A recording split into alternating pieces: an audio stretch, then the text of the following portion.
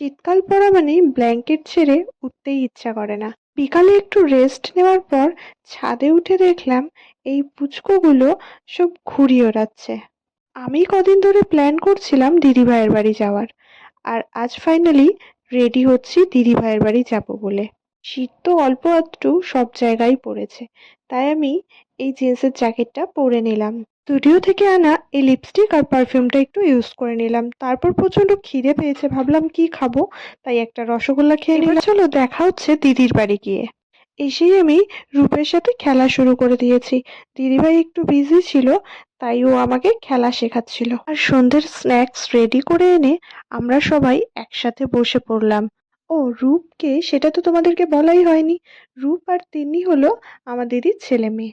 চায়ে চুমুক দিতে দিতে দিদিভাইয়ের সাথে করে নিলাম প্রচুর গল্প। অনেক গল্প করার পর কিছু গল্প তুলে রাখলাম পরের বার গল্প করার জন্য। আর আমি বেরিয়ে পড়লাম আমার বাড়ির উদ্দেশ্যে। যেতে যেতে চোখে পড়লো প্রত্যেকটা বিয়ে বাড়ির ভেন্যু ফুল বুকড হয়ে রয়েছে। আর এই যে ঘোড়ায় চড়ে এনারা যাচ্ছে, বাজনা বাজাচ্ছে।